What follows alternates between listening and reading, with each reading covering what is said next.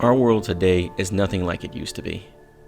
Everyone's mind is locked into the past or future, with the present task set to autopilot. The perpetual progression of being rushed or performing hastily has pulled us as a species away from being relaxed and content with life, and into a constant hustle, not for survival, but for social and class ascension.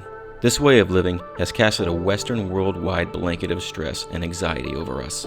Stress is a part of life, but to feel it every day, all day long, is not a normal function of the mind. We cannot avoid stress. However, we can equip ourselves with the mental tools in order to cast it aside as an afterthought.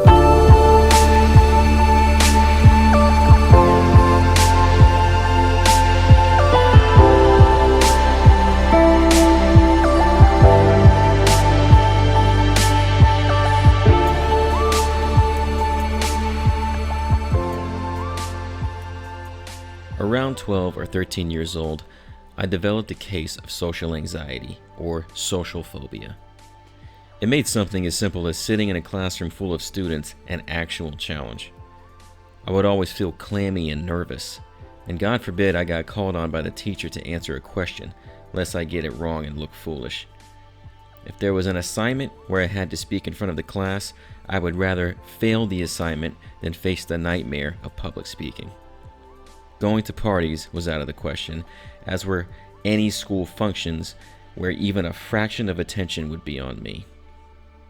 I eventually grew out of my nervousness through less than sufficient methods and wanted to know more about what made me so nervous around people who couldn't care less. Back then, anxiety wasn't spoken of much at all. There were no groups to join that I was aware of or meditation methods to look up online. It was just a problem I had to figure out. Today's stress and anxiety is of a different nature and is felt by a far greater number of people than when I was a teen.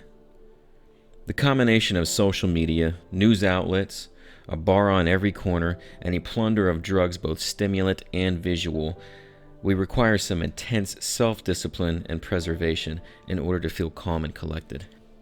Social platforms, for example, trick us into thinking that everyone is living an exciting and adventure-filled life while you are stuck either at home or at work, missing out on the thrills.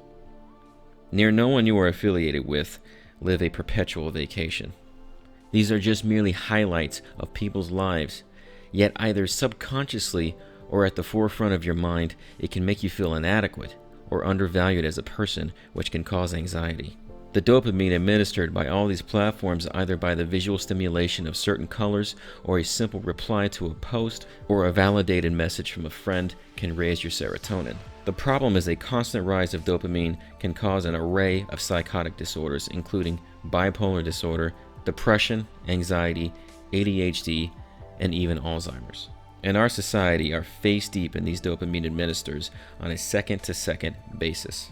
Alcohol contributes to this issue as well.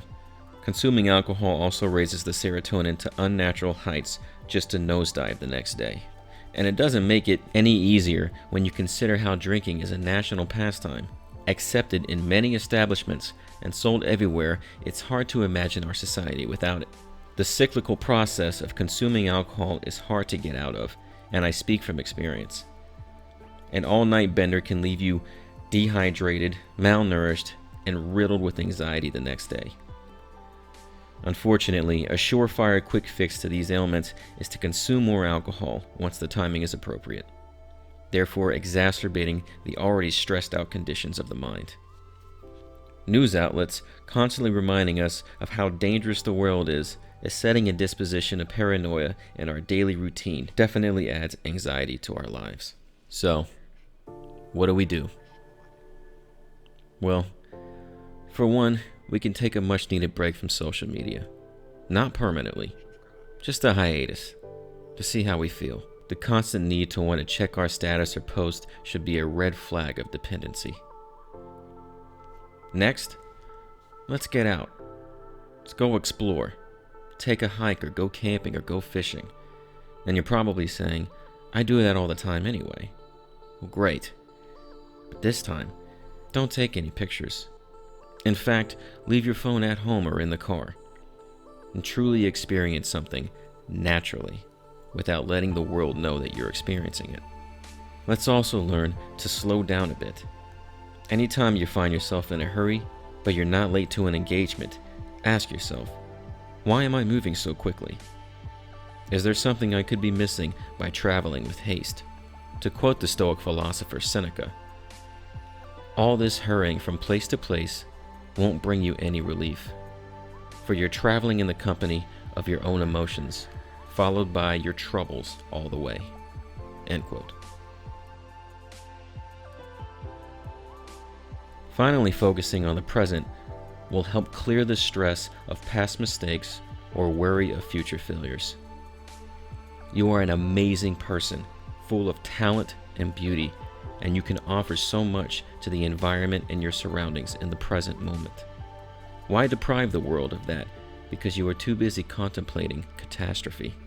If we as people can do just a fraction of these practices, then we can send a metaphysical message to ourselves and our surroundings and put a stop on rushing just to meet our end.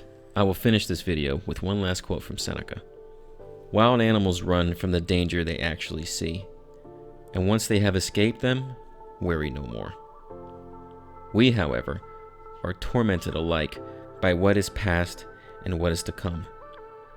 A number of our blessings do us harm, for memory brings back the agony of fear, while foresight brings it on prematurely. No one confines his unhappiness to the present. End quote. Thank you for listening.